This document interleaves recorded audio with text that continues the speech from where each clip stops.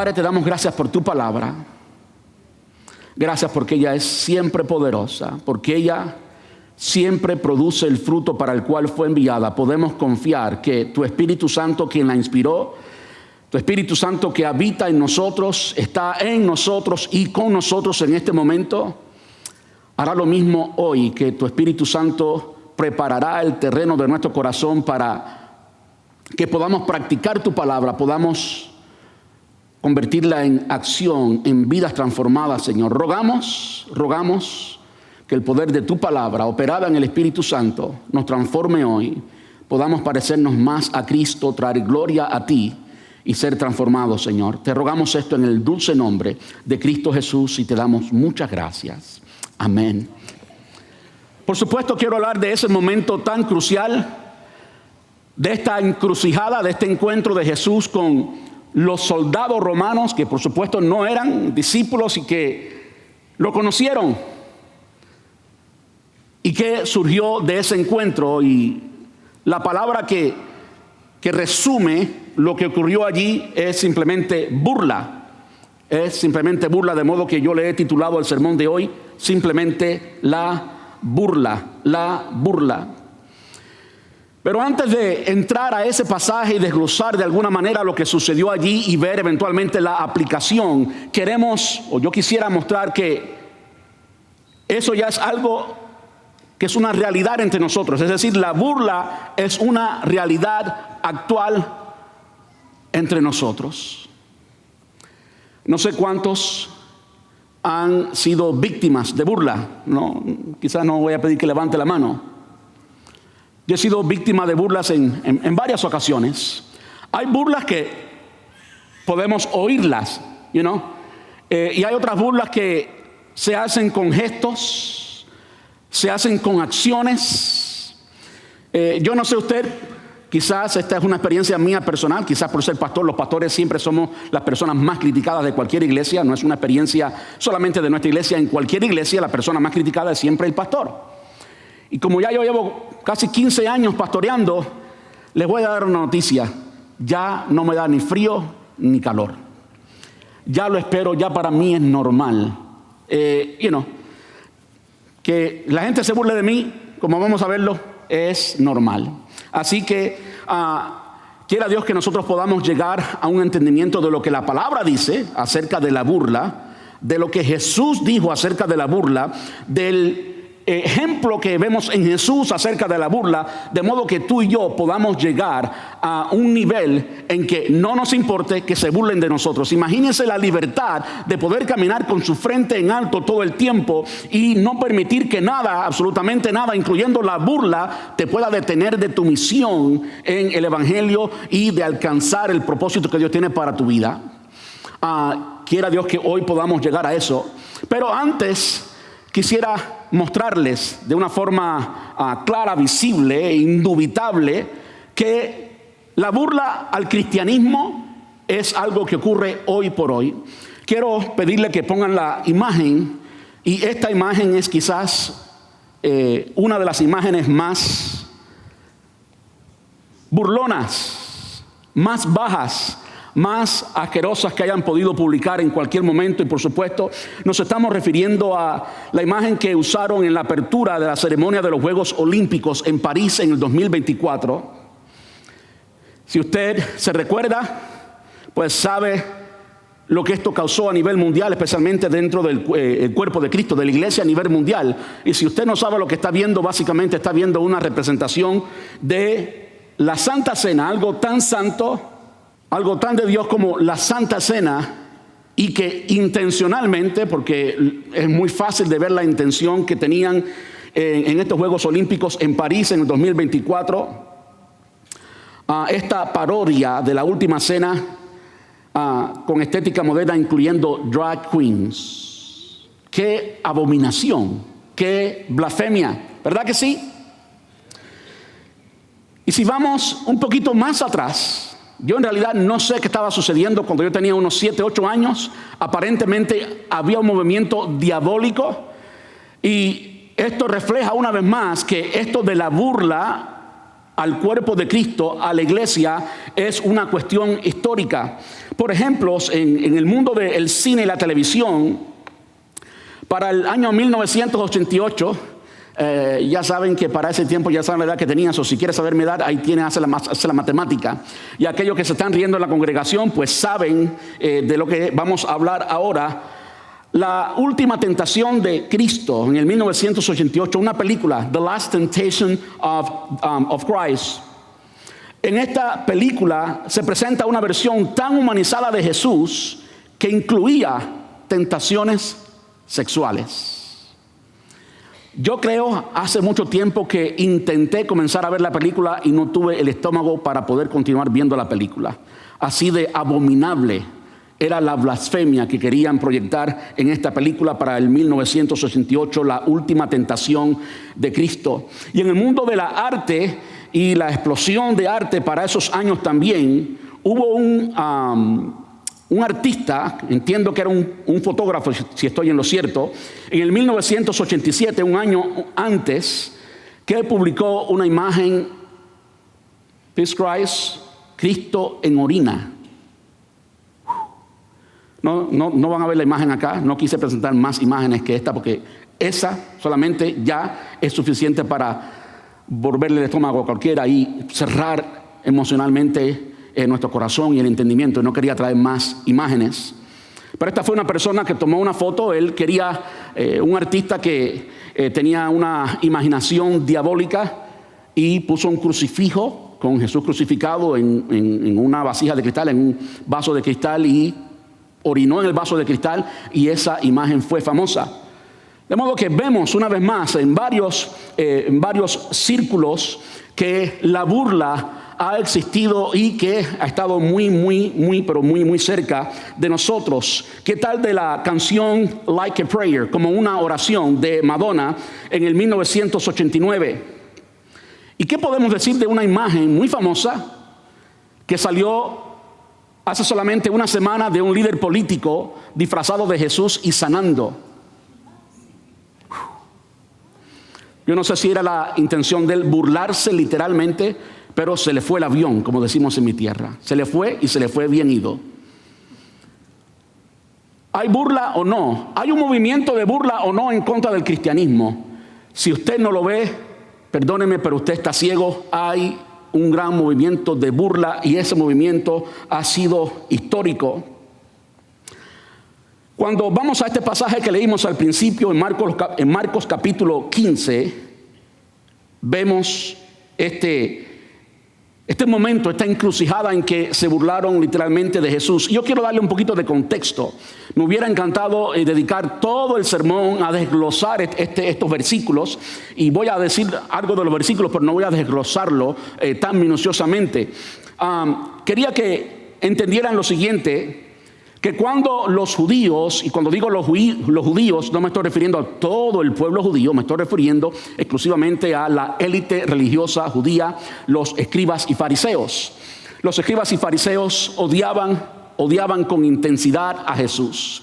Muchos de sus discípulos terminaron siguiendo a Jesús, especialmente en esa última semana, la semana de la pasión de Jesús, en que habían escuchado todos de la resurrección de Lázaro y se encontraron con Jesús en el camino del Monte de los Olivos. Había muchos que habían dejado de seguirlos a ellos y estaban siguiendo a Jesús.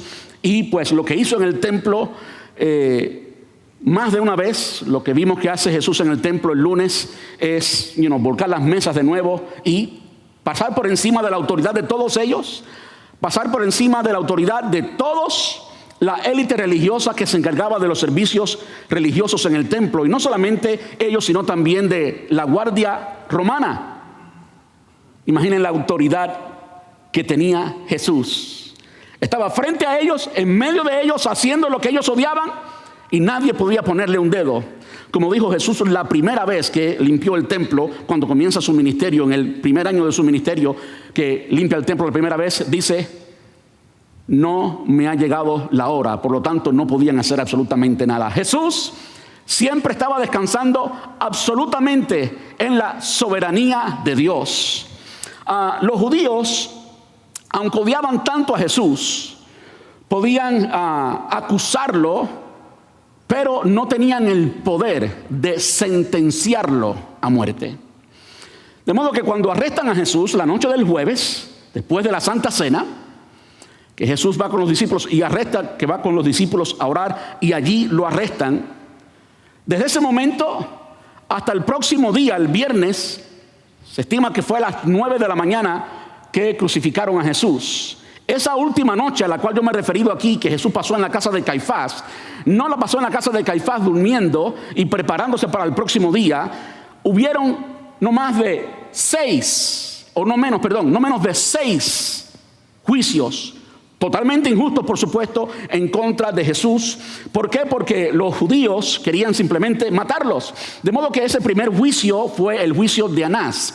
Anás era el gran sumo sacerdote y su pariente Caifás era quien estaba operando, de modo que Anás lo pasa a Caifás y después Caifás lo pasa al Sanedrín, los 71 ancianos del Sanedrín, y ellos todos juzgan a Jesús totalmente violando sus propias reglas.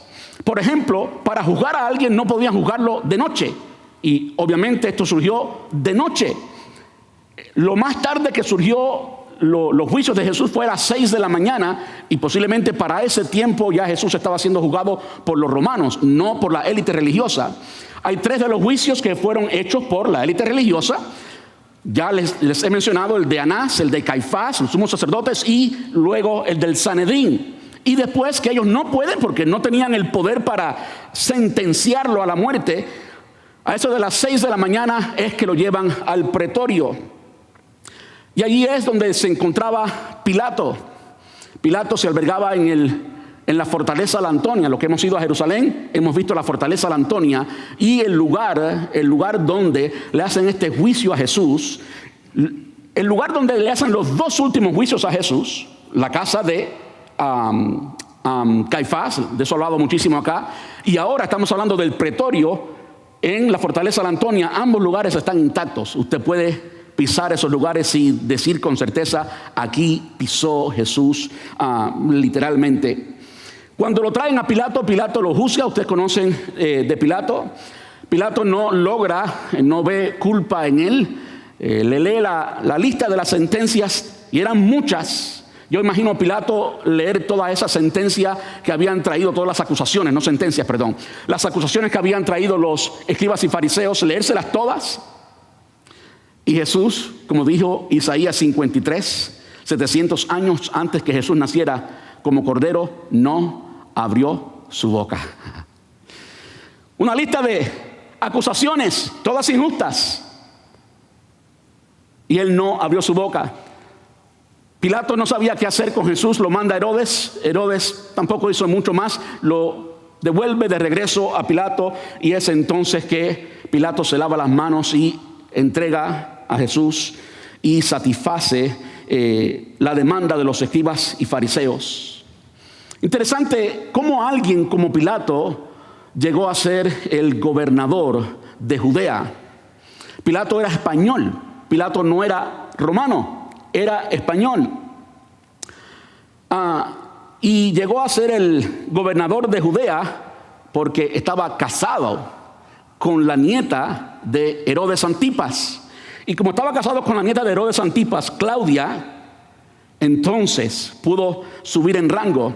La historia nos narra que no era alguien que tenía cualidades como para ser el gobernador de una provincia. Y de hecho, la provincia de Judea era una de estas provincias así bien pequeñas, como que a nadie le importa mucho, y como que lo mandaron allá para que pudiera gobernar aquella pequeña provincia.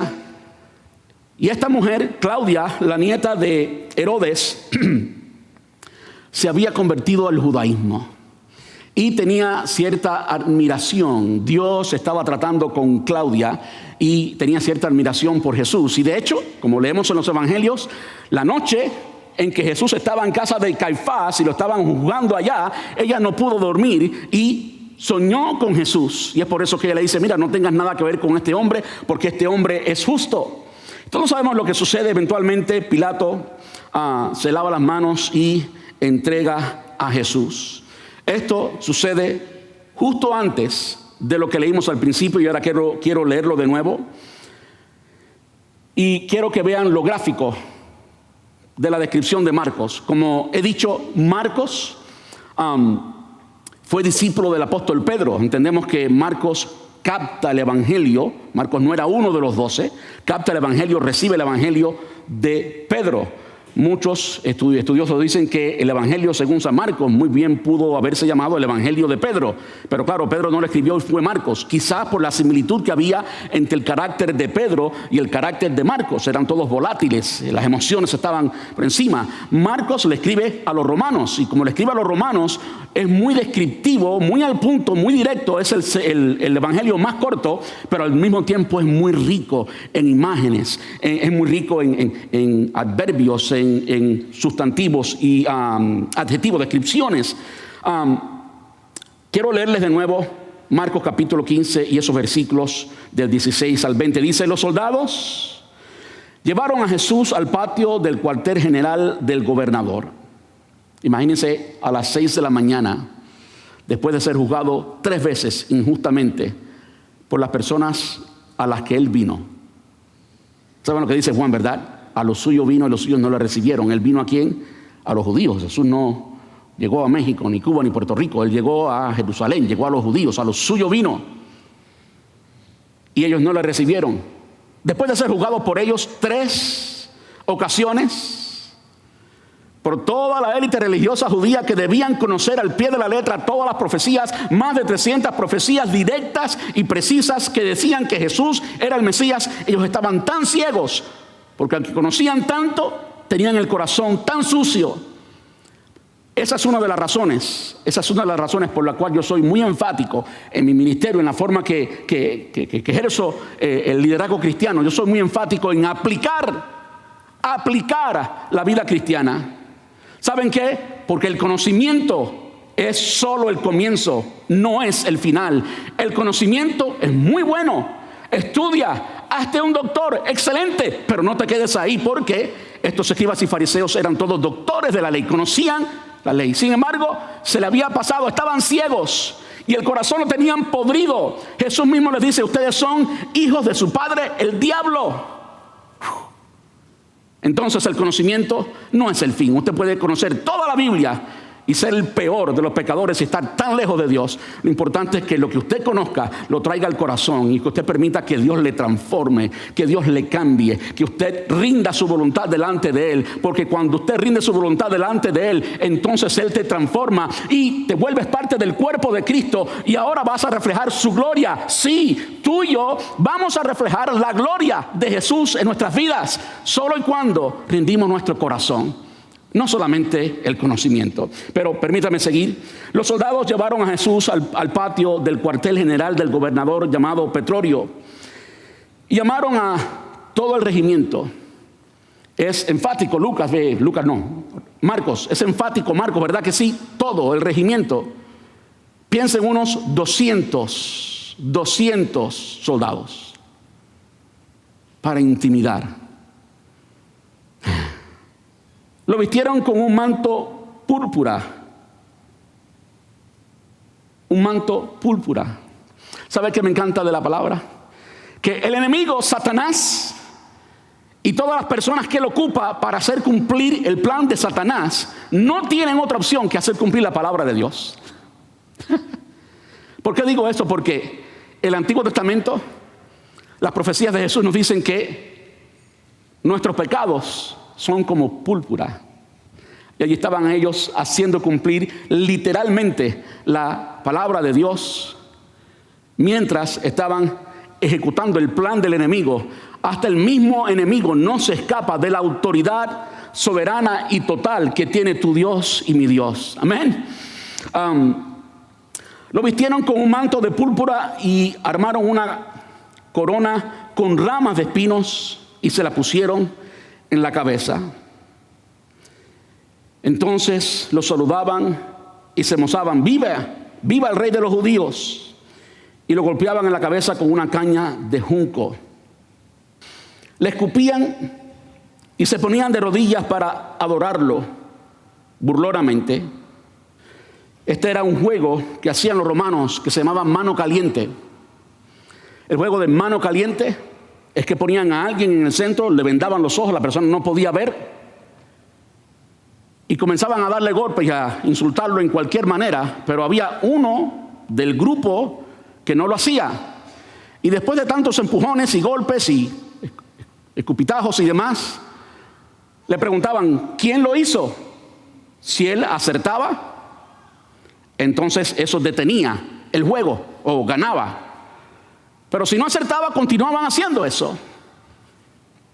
Y eso fue lo que hicieron con Jesús. Marcos es muy descriptivo. La película La Pasión del Cristo de Mel Gibson es muy gráfica.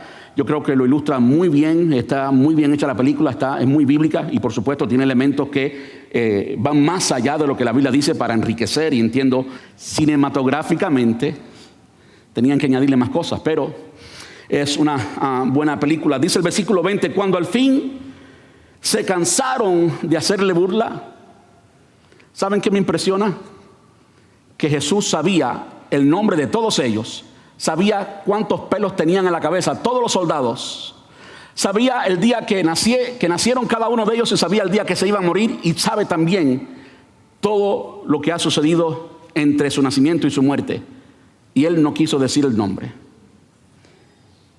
Cuando al final se cansaron de hacerle burla, Jesús los dejó. Le quitaron el manto púrpura y volvieron a ponerle su ropa. Luego lo llevaron para crucificarlo. Esto de la ropa es interesante porque para este momento ya habían castigado a Jesús con látigo. Los romanos eran muy crueles. Dentro de darle con látigo a alguien habían 3 niveles. A Jesús le dieron el máximo. Podían matarlo. El látigo que usaron para darle a Jesús era un látigo o eran 2, en realidad, porque eran 2 soldados dándole latigazo y en la espalda de Jesús. Jesús estaba amarrado a un poste, a algo de madera, de modo que la piel en su espalda quedaba estirada. El látigo tenía en la cabeza cristal, hueso y otros elementos, de modo que funcionaban como un anzuelo. De modo que cuando el látigo caía en la espalda de Jesús, se encajaba y cuando lo alaban, arrancaba la piel. Tanto así que era normal que los órganos de las personas quedaban expuestos ante este tipo de castigo con látigo. Yo soy un poco emocional y si pienso en estas cosas, pues me echo a llorar aquí mismo. Y estoy intentando no hacerlo, no pensar tanto en eso. Cuando después de hacer esto, de los latigazos, pueden imaginarse la sangre. Ahora usted sabe que la sangre, cuando se seca, se pega. Imagínense el cuerpo de Jesús bañado en sangre. La ropa se le pega cuando le ponen este manto. Y cuando se lo quitan, ¿qué pasa? Ya usted sabe lo que pasa. A veces veo videos por ahí, videos cómicos, hablando de burla, quizás. Videos de hombres quitándose el bigote o los pelos de cualquier parte del cuerpo, como hacen las mujeres, con wax. Y cualquiera llora. Imagínense cómo sufrió Jesús. Quiero dejarlo allí porque creo que no es necesario abundar más y ser más descriptivo. Ahora notemos algo. Jesús, cuando estaba allí siendo castigado, y en este momento cuando se burlaron de él, lo escupieron literalmente, lo golpearon literalmente, no dijo ni una sola palabra. Qué hermoso es el carácter, el corazón de mi Cristo. Él no tiene que formar escándalo. Pienso en el momento que Pilato lo estaba juzgando. Y en el momento que Pilato lo estaba juzgando, él simplemente dice, yo soy. Ese.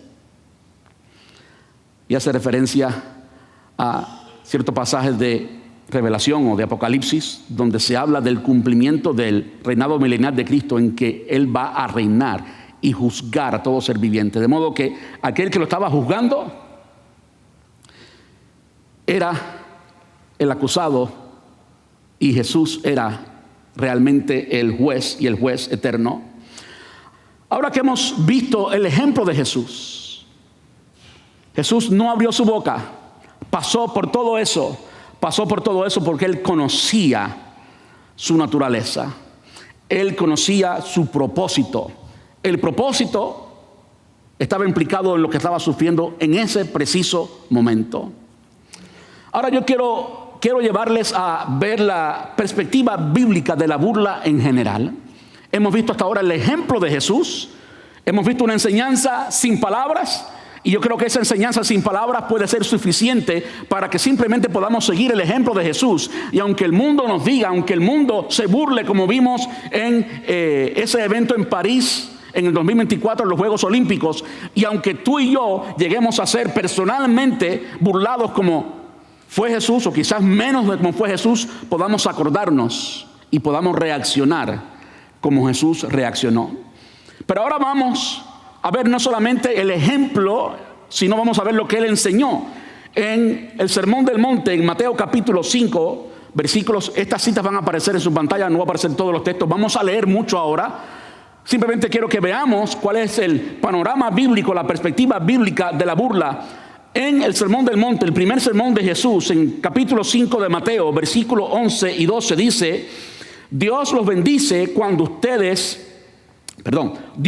a ustedes cuando la gente les hace burla y los persiguen y miente acerca de ustedes y dice toda clase de cosas malas en su contra porque son mis discípulos. Alégrense, estén contentos porque les espera una gran recompensa en el cielo, una gran recompensa en el cielo. Y recuerden que los antiguos profetas los persiguieron de la misma manera. Ahí está la enseñanza. Va a suceder. ¿Cuándo? Quiere decir que tarde o temprano alguien se va a burlar de ti. Tarde o temprano alguien te va a menospreciar. Tarde o temprano alguien te va a mirar con desprecio simplemente porque eres cristiano. Y si no te gusta eso, bueno, pues vas a tener que elegir no ser cristiano, porque ser parte del cuerpo de Cristo, ser cristiano, implica esto. No hay otra opción, no hay áreas grises. O eres o no eres, o eres o no eres. Y si tú eres, pues prepárate para esto. Ahora, lo bueno y lo hermoso es que vas a pasar por todas esas burlas con la frente en alto, sin necesidad de hablar, sin necesidad de reaccionar. Juan capítulo 15, versículos del 18 al 22. Juan 15, quiero decir un poquito del contexto. Jesús estaba en el aposento alto. Es interesante que la tercera parte del Evangelio de Juan, incluyendo el capítulo 15, narra lo que sucedió el tiempo en que Jesús estuvo en el aposento alto, que fue muy poco. De modo que tenemos, por el testimonio de Juan, un récord muy preciso y muy rico, muy abundante de lo que sucedió en ese tiempo. Y lo que vamos a leer ahora sucedió en ese contexto. Dice el versículo 18, Juan 15, 18: si el mundo los odia, recuerden que a mí me odió primero. Si pertenecieran al mundo, el mundo los amaría como a uno de los suyos. Pero ustedes ya no forman parte del mundo. Yo los elegí para que salieran del mundo. Por eso el mundo los odia. ¿Recuerdan lo que les dije? El esclavo no es superior a su amo. Eso es lo que le había acabado de enseñar cuando lavó los pies. El esclavo no es superior a su amo. Ya que me persiguieron a mí, también a ustedes los perseguirán. Y si me hubieran escuchado a mí, también los escucharían a ustedes. ¿Saben? Muchas veces en la iglesia o las iglesias se hace un montón de cosas, incluyendo una que yo no estoy dispuesto a hacer jamás, que es aguar el evangelio. Es no hablar del pecado, es no hablar de la condenación. Si vamos a hablar de los homosexuales, no, cuidado, porque se ofenden. Pues que se ofendan. El mundo entero ha estado toda la vida ofendiendo a Cristo. ¿Sí o no? Les harán todo esto a causa de mí, porque han rechazado a aquel que me envió. Ellos no serían culpables si yo no hubiera venido a hablarles, pero ahora no tienen ninguna excusa por su pecado. Vemos la enseñanza de Jesús en el primer sermón y ahora lo vemos en la misma semana de la muerte de Jesús. Jesús hablando lo mismo. Mira, ustedes van a ser perseguidos, y cuando son perseguidos y cuando se burlan de ustedes y cuando los menosprecian, es que son mis discípulos, es que no son parte de ellos. Y vamos a ver ahorita, cuando analicemos la filosofía o la ciencia detrás de la burla, por qué lo hacen así. Pero no se queda allí solamente en las enseñanzas de Jesús, sino que en el libro de la historia de la iglesia, el libro de los Hechos de los Apóstoles, lo vemos también la burla. ¿Qué sucedió cuando en el día de Pentecostés los cristianos de todo el mundo fueron bautizados con el Espíritu Santo y comenzaron a hablar en otras lenguas? ¿Qué estaban diciendo de ellos?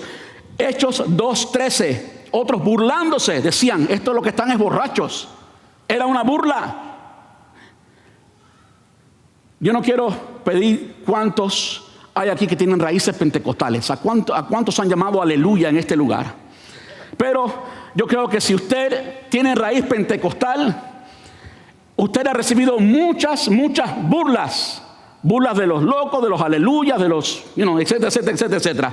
Y si usted viene en raíces bautistas, también de usted se han burlado, como que los muertos en Cristo van a ir primero, los bautistas llegan primero al cielo. Y cosas así como esas, burlas, simplemente por ser discípulos del Señor Jesús. ¿Saben qué? Es historia. Usted no es el único, no es el primero, no será el último. En Hechos capítulo 2, versículo 3, vemos cómo se burlaron cuando comenzó la iglesia el día de Pentecostés. Y para Hechos capítulo 17, cuando el apóstol Pablo está en Grecia, está en Atenas, está allí en Acrópolis, en Marsh Hills, allí también Hechos 17, versículos 30 y 34, o al 34, dice: está el apóstol predicando el evangelio de una forma muy elocuente. Si usted lee este capítulo, Hechos 17, usted va a encontrar un sermón completo del apóstol Pablo allí. Yo quiero leerle solamente el final. Versículo 30 dice: en la antigüedad Dios pasó por alto la ignorancia de la gente acerca de estas cosas, pero ahora Él manda que todo el mundo en todas partes se arrepienta de sus pecados y vuelva a Él. Pues Él ha fijado un día para juzgar al mundo con justicia por el hombre, escuche bien, por el hombre que Él ha designado. Estaba refiriendo a Jesús.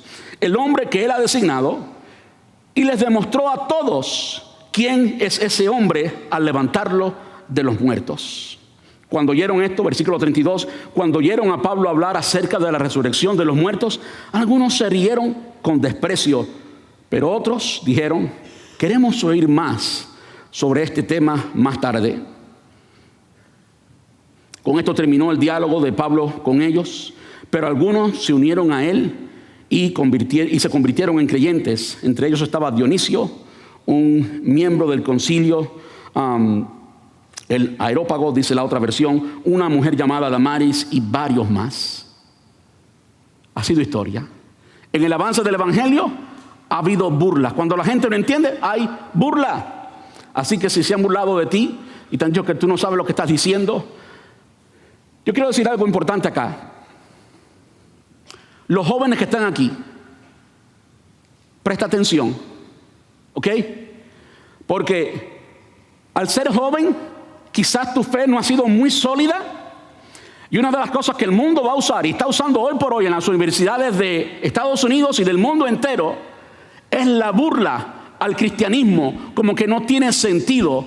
En el momento que tú estás hablando de la resurrección de los muertos, que es el centro del evangelio, el centro del mensaje del evangelio, usted tiene que predicarlo con certeza. Y aunque alguien se ría, usted vive con la certeza de que ha predicado la verdad. El mundo, Satanás, a través de muchos recursos va a querer callar tu boca. Tú y yo actuemos como el apóstol Pablo.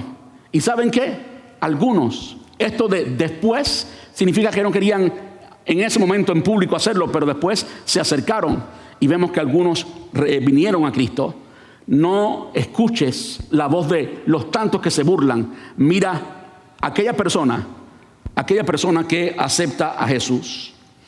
Seguimos en las cartas de los apóstoles y vemos, por ejemplo, la carta de un medio hermano de Jesús. Yo no sé si usted sabía esto, yo espero que lo sepa, pero en el Nuevo Testamento hay 2 libros que son escritos por medios hermanos de Jesús. Medios hermanos de Jesús que, de hecho, no seguían a Jesús cuando Jesús estaba en su ministerio público, en los 3 años. ¿Saben cuándo comenzaron a seguir a Jesús? Cuando ellos vieron que su hermanito que decía yo soy la luz del mundo, yo soy el pan de vida, realmente lo era, porque cualquiera dice yo voy a resucitar, pero hacerlo es algo diferente, ¿verdad que sí? Cuando ellos vieron a Jesús resucitado, entendieron que era Dios, y por eso Judas, que vamos a leerlo ahora, y Santiago, hermanos de Jesús, si usted quiere ver la cita bíblica, está en Mateo capítulo 13, versículo 55, habla de estos hermanos de Jesús. En Hechos capítulo 4 se nos dice que estos hermanos de Jesús y María y las hermanas de Jesús estaban en el templo orando, quiere decir que se entregaron a Jesús. María siempre lo siguió, pero los hermanos de Jesús, Lucas, que nos habla de la humanidad de Jesús, nos dice que los hermanos de Jesús, Judas, que vamos a leer ahora, y Santiago o Jacobo, creían que Jesús estaba loco. Y cualquiera hubiera pensado que Jesús estaba loco. La gente se va a burlar de ti, pero ¿sabes qué? En ti habita la plenitud de Cristo. El mensaje que tú tienes es pura verdad, no es opinión, no es religión, no es fantasía, es historia, es verdad y transforma las vidas como transformó la vida de Judas. Judas capítulo 1, el único capítulo que hay, versículo 17 al 21. Dice, pero ustedes, mis queridos hermanos, amigos, deben recordar lo que predijeron los apóstoles de nuestro Señor Jesucristo. Ellos les advirtieron que en los últimos tiempos habrían gente burlona, cuyo objetivo en la vida es satisfacer sus malos deseos. Estos individuos son los que causan divisiones entre ustedes. Se dejan llevar por sus instintos naturales porque no tienen el Espíritu de Dios en ellos. Pero ustedes, queridos amigos, deben edificarse unos a otros en su más santísima fe, orar en el poder del Espíritu Santo y esperar la misericordia de nuestro Señor Jesucristo, quien les dará la vida eterna. De esa manera se mantendrán seguros en el amor de Jesús. El mensaje es, aunque se burlen de ti, como han hecho con otros, sigue adelante, sigue firme, sigue creyendo. No bajes tu cabeza ni por un segundo, no te victimices ni por un segundo. Tú tienes la verdad, tú tienes la sal de la tierra, la luz del mundo. Seguimos, el apóstol Pedro en sus 2 cartas nos habló de esto. Primera de Pedro 4:12 dice, queridos amigos, no se sorprendan de las pruebas de fuego que por las que están atravesando, como si algo extraño les sucediera. En cambio, alégrense mucho, porque estas pruebas los hacen ser partícipes con Cristo de su sufrimiento, para que tengan la inmensa alegría de ver su gloria cuando sea revelado en todo el mundo. Si los insultan porque llevan el nombre de Cristo, serán bendecidos, porque el glorioso Espíritu de Dios reposa sobre ustedes. Sin embargo, si sufren, que no sea por matar, robar, causar problemas o entrometerse en asuntos lejanos. En otras palabras, si estás sufriendo porque estabas en la carne, estabas en la chuleta, hiciste algo indebido, pues, eso no cuenta. It's on you now. Versículo 16. En cambio, no es nada vergonzoso sufrir por ser cristiano. Alaben a Dios por el privilegio de que los llamen por el nombre de Cristo. Eso lo dice en la primera carta, capítulo 4. En la segunda carta de Pedro, capítulo 3 y versículo 3, dice, sobre todo, quiero recordarles que en los últimos días vendrán burladores que se reirán de la verdad y seguirán sus propios deseos.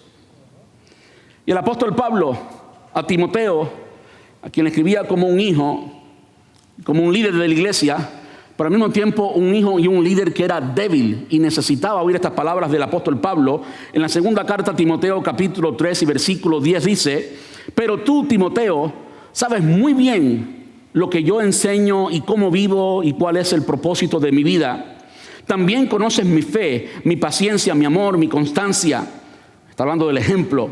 Sabes cuánta persecución y sufrimiento he soportado y cómo fui perseguido en Antioquía, en Iconio, en Listra. Pero el Señor me rescató de todo eso. ¿Es cierto?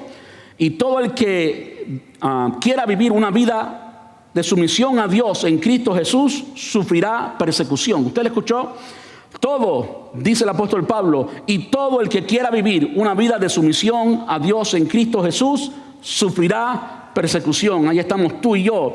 Pero los malos y los impostores serán cada vez más fuertes. Engañarán a otros y ellos mismos serán engañados. Yo lo dejo ahí, creo que es suficiente. ¿Está listo para que se burlen de ti?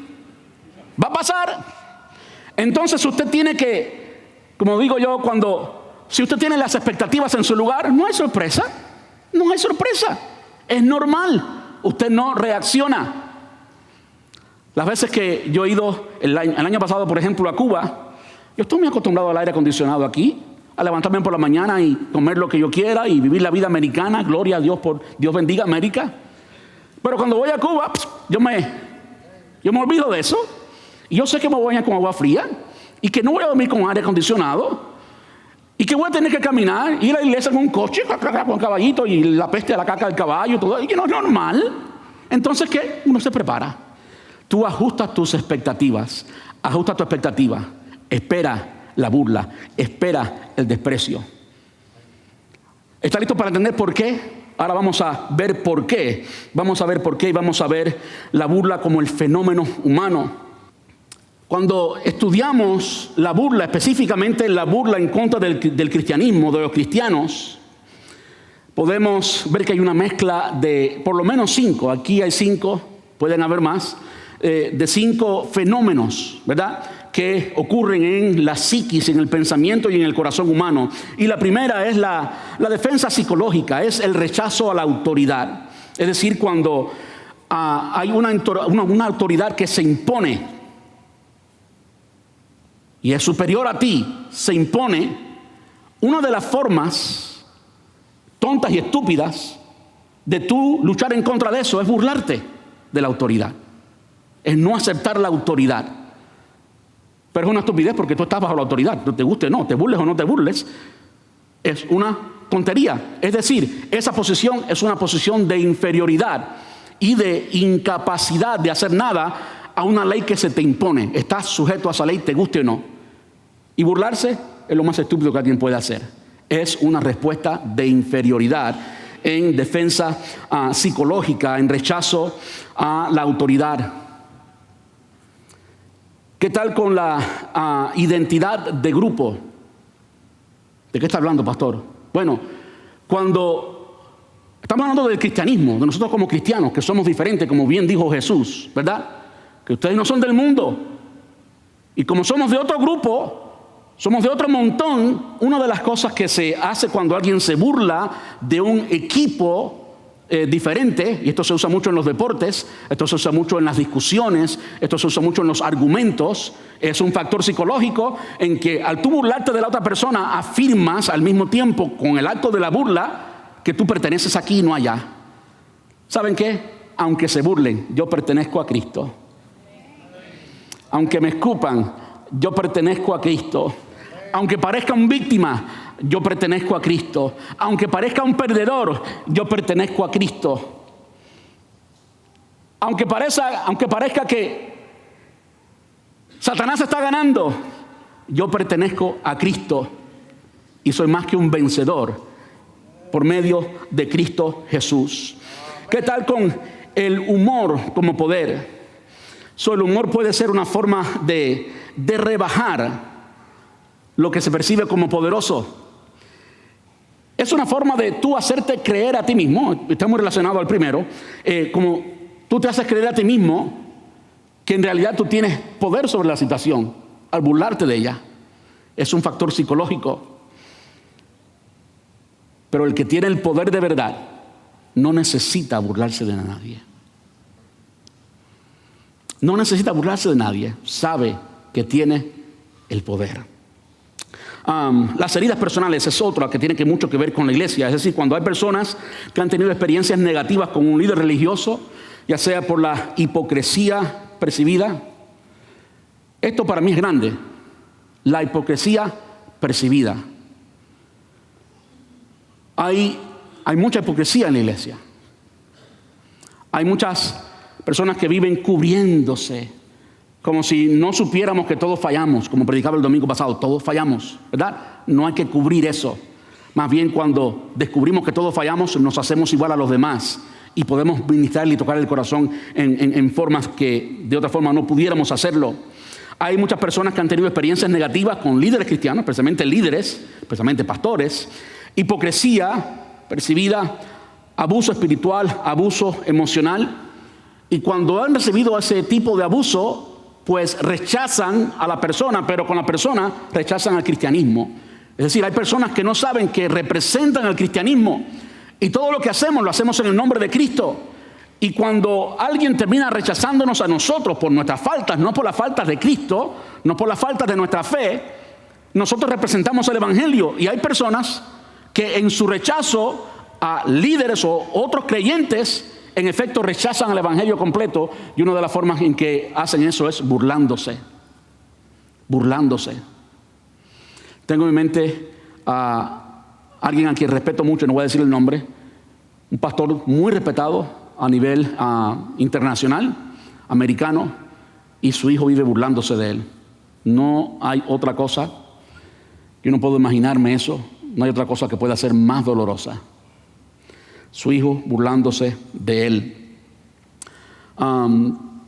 Tengo otro amigo, fue pastor por 25 años, y este amigo, en la generación pasada de pastores, de la generación pasada del evangelio, rajatabla, como se dice en Puerto Rico, vivía en New York, y saben que las iglesias en New York, especialmente, bueno, no quiero decir denominación ninguna, eran muy rajatablas.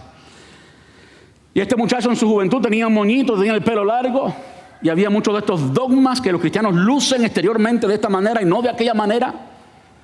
Y el padre hizo una reunión con los ancianos de la iglesia y dijo: cuando llegue mi hijo por ahí, el padre era pastor, vamos a enseñarle cómo luce un buen cristiano. Y lo amarraron y lo pelaron. Imagínense lo que le costó. Ese fue el último día, por supuesto, que él visitó esa iglesia, la iglesia de su padre. Y abandonó la iglesia, y me imagino que haya tenido mucho odio por la iglesia y por su padre por mucho tiempo. Me da mucha, pero mucha alegría que él vive hoy por hoy enamorado de su padre, y que él ha escrito hasta libros pensando en su padre, porque su padre es mudo hoy por hoy. Quiero terminar con 5 aplicaciones bíblicas sobre la burla al cristianismo, y aquí es donde las gomas aterrizan y tocan el terreno. Aplicaciones para mí muy importantes. La primera es que la burla no es sorpresa, es parte del discipulado. No es sorpresa, es parte del discipulado. Creo que ya lo hemos visto, especialmente cuando miramos Juan capítulo 15, versículos 18 al 20, cuando miramos Timoteo 3, capítulo 12. La burla no significa que estás fallando. No. Muchas veces significa que estás siguiendo a Cristo correctamente, y por eso se burlan. De modo que si me rechazan por Cristo, no es fracaso, me estoy identificando con Él. La burla no es sorpresa, es parte del discipulado. Ahora, la respuesta a la burla no es reacción, no es reaccionar como Jesús hizo. Él no reaccionó, calladito. Como decía ahorita, sabía el nombre y los pelos que tenían en la cabeza todos los soldados que le estaban dando allí. Cuando leímos en Marcos capítulo 15, podía decir el nombre antes que pusiera la mano. ¿Se imagina eso? Antes que pusiera la mano, Jesús podía decir: oye, Marcos, ayer te tomaste un café en tal y tal lugar, tienes 345,000 pelos en tu cabeza y mañana vas a morir. Ese Marcos no toca la cabeza de Jesús por nada, ¿verdad que sí? Pero él no lo hizo. Calladito. La respuesta no es reacción, sino gozo. Esa es la respuesta. Gozo sobrenatural, como lo vemos en Mateo 5:12. Él dice: alégrense. Como Pedro dijo en su primera carta, en el capítulo 4. Eso no es emoción natural, es madurez espiritual. No reacciones emocionalmente.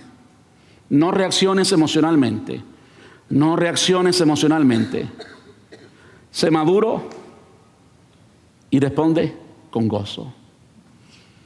El gozo del Señor. El gozo que no es circunstancial. El gozo que la burla, las escupidas, las mentiras y el desprecio no puede quitar. Esto es fuerte. Que tú tengas gozo en medio del desprecio. Que todo el mundo se burle de ti, o que todo el mundo te mire con desprecio, y tú en medio de todo eso sigues con tu cabeza en alto y gozándote. Ahí hay integridad. Ahí hay conocimiento. Ahí hay carácter. La burla no debe ser detención de la misión. Muy importante. Lo vemos en el libro de los Hechos, en el libro de la historia de la iglesia. En ambos pasajes que vimos, tanto en el capítulo 2 como en el capítulo 17. La oposición no cancela la misión sigue. Entonces, en lugar de permitir que te apaguen por la burla, mira, sigue adelante. Sigue adelante. La burla no se detiene con la misión. El cuarto, la burla revela corazones, pero también fortalece la iglesia.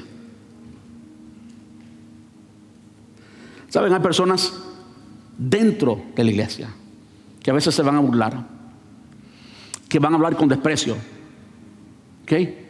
Que van a actuar con astucia. Y esto es una de las cosas, esto es lo que dentro de los pastores llamamos conflictos de iglesia. La iglesia está hecha por personas, pecadores siendo transformados a la imagen de Cristo. Y en cualquier iglesia y en cualquier grupo humano, él sea del tipo que sea, hay conflictos. Siempre hay conflictos.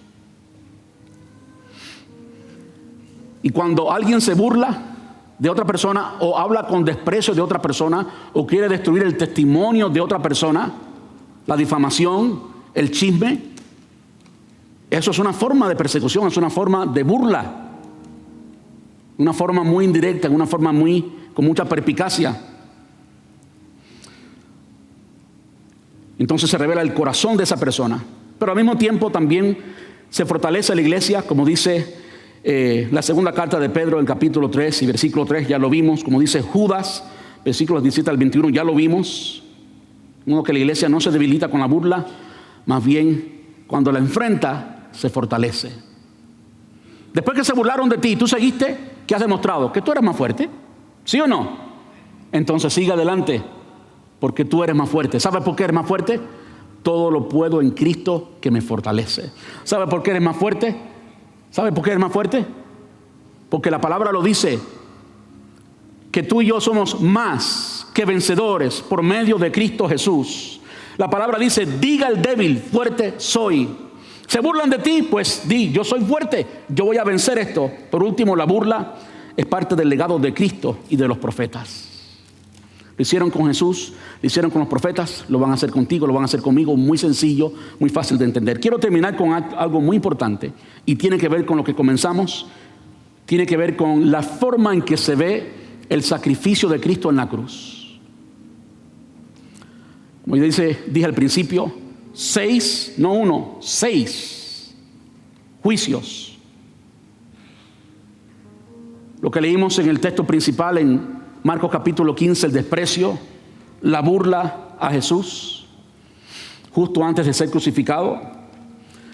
Cuando el apóstol Pablo escribe a la iglesia en Colosenses capítulo 2, versículos del 3 al 20. Mire lo que dice, esto es uno de mis pasajes favoritos en todo el Nuevo Testamento. Ustedes estaban muertos a causa de sus pecados y porque aún no les habían quitado la naturaleza pecaminosa. Entonces Dios les dio vida con Cristo al perdonar todos nuestros pecados. Él anuló el acta con los cargos que había contra nosotros y la eliminó clavándola en la cruz. De esa manera, ¿saben por qué Jesús pasó todo eso? Por esto. De esa manera desarmó a los gobernantes espirituales, se quiere decir. De esa manera desarmó a los gobernantes y a las autoridades espirituales. Escucha lo que dice ahora. Los avergonzó públicamente con su victoria sobre ellos en la cruz. ¿Quién terminó siendo avergonzado? Todos los gobernantes y autoridades espirituales. Quiere decir que lo que estaba sucediendo en la cruz, aunque físicamente era una deshonra para el líder del cristianismo, el fundador del cristianismo. Jesús mismo, simultáneamente, en ese preciso momento, estaba ocurriendo lo más poderoso que el mundo entero ha ocurrido. Todas las autoridades espirituales, todas ellas fueron desarmadas, fueron desarmadas, destruidas y avergonzadas públicamente. Ahora, importante lo que dice después. Ya que eso es una verdad, dice el versículo 16, por lo tanto, no permitan que nadie los condene. Lo dice en el versículo 16. Lo dice de nuevo en el versículo 18. No dejen que los condenen. Y habla de algunas especificaciones de la iglesia de Colosas. Pero más adelante, en el versículo 18, la segunda parte dice: su mente pecaminosa los ha llenado de arrogancia. Está hablando de los que se burlan de nosotros. Los ha llenado de arrogancia y no están unidos a Cristo, la cabeza del cuerpo. Pues Él mantiene todo el cuerpo unido con las articulaciones y ligamentos, el cual va creciendo a medida que Dios lo nutre. En otras palabras, está hablando de que tú y yo estamos unidos a Cristo, la cabeza.